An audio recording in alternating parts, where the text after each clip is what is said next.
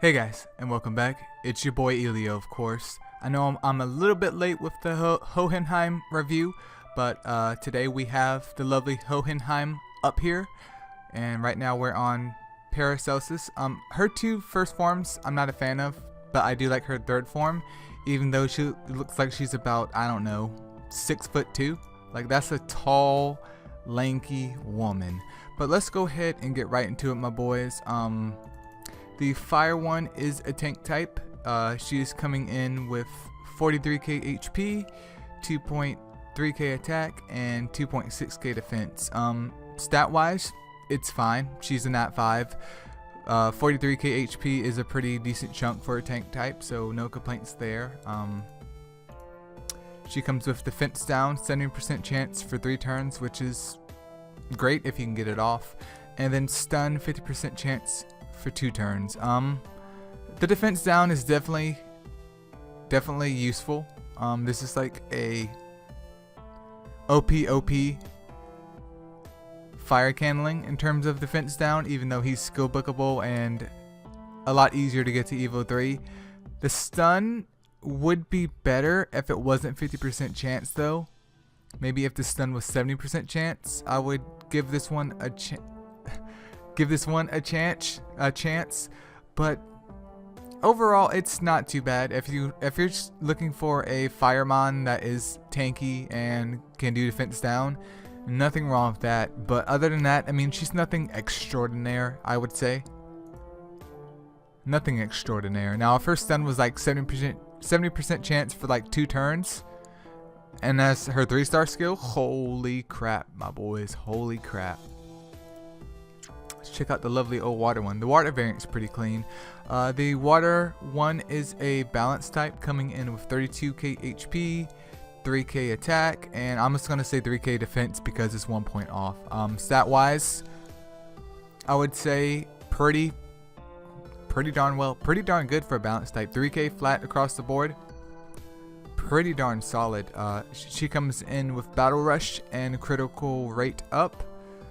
Battle rush means she can survive quite well and get her SP up quite quick as well, so she can spam crit rate up.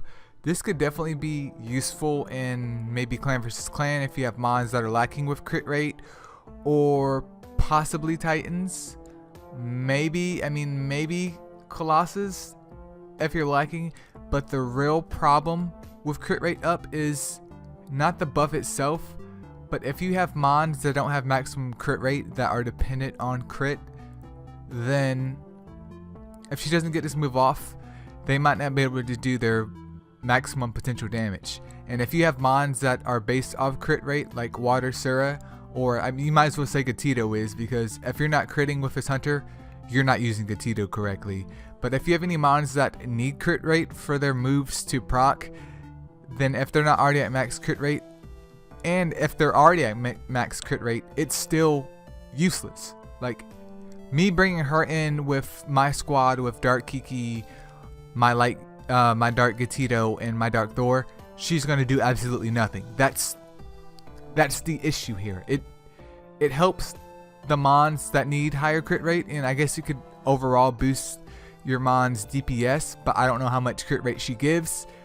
And if I already have mons that have maximum crit rate, well, this doesn't boost damage. Like, if it was crit rate up plus, like if it was like critical up, like it would do critical damage boost and critical rate boost, then that would be splendid. But just crit rate boost, it's not beneficial, because the mons that you should be building with crit should already have max crit, and if they don't have max crit, you need to fix that instead of bringing in Hohenheim to fix that issue, if that makes any sense.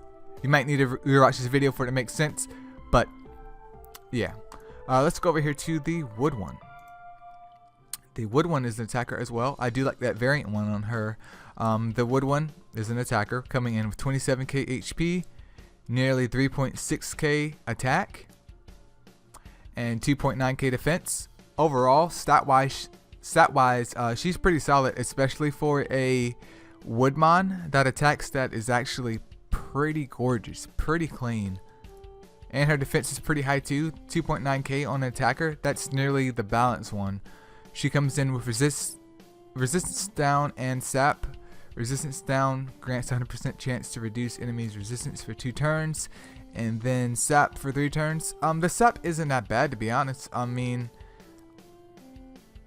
you could use her in B10, but probably not. And resistance down is interesting as well, but the only problem is that it's going to take up a mon slot for resistance down, and they can still resist resistance down, can't they? I'm pretty sure they can.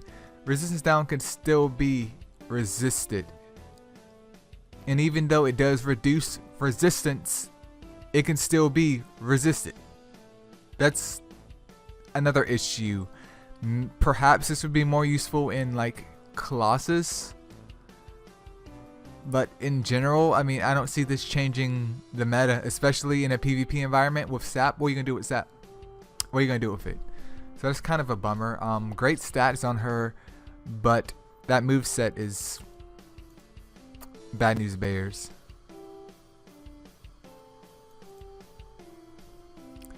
Alright, so next up we have the lovely old light one. I apologize for the audio going out because my Nox just decided to crash. Thank you, Nox, but we'll keep it moving. The light variant one's pretty darn clean, I will say that. The light one is an attacker type. She's coming in with 28k HP, 3.8k attack, which is disgustingly high, and basically 2.5k defense. Her attack, even as a light attacker, which is someone that you should probably be building with crit rate, is extremely high, probably one of the highest in the game. I have no complaints about that. She comes with SP Siphon, 30%, and then crit rate up. And I believe you can only make her through fusion, which is like, dude, I mean, you can make her if you want. Maybe one day I'll make her, but she is no priority at all, because again, just like the wood one, great stats, but just an awful execution for her skills. SP Siphon in itself isn't bad at all, but crit rate up, you know, just give us Hunter. Give us something, not crit rate up, because like I said before with the water one, if you have mons that need crit rate and they don't have max crit rate already, you're building them wrong. You're not using them to their full potential. There's mons that their skills only work when they crit, like Dark Thor or Water Sura, and to the mons that already have max crit rate, this buff does absolutely nothing to them. It does not help them at all.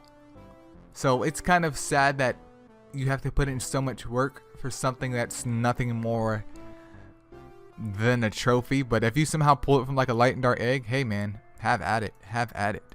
And then we have the lovely dark one last. I like the regular one. The variant one, she looks like an old granny. 28k HP for the dark one, who's an attacker type, 3.7k attack, and 2.5k defense. Stat wise, phenomenal. Stat wise, nearly identical to the light one. Like 100 less attack, but she has the crit damage boost, which is going to do way more damage than the light one anyways.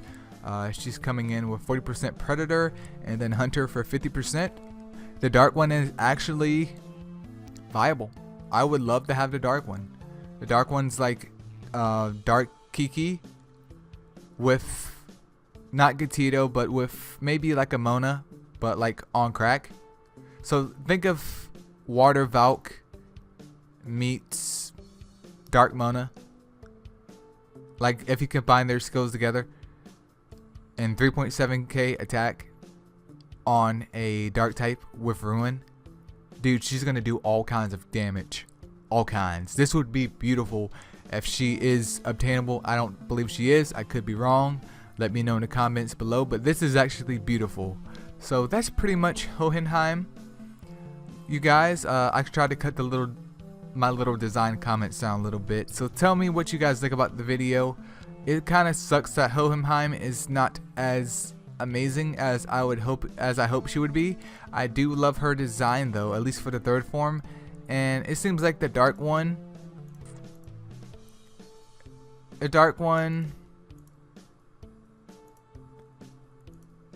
is pretty much it that I could recommend at the moment for building.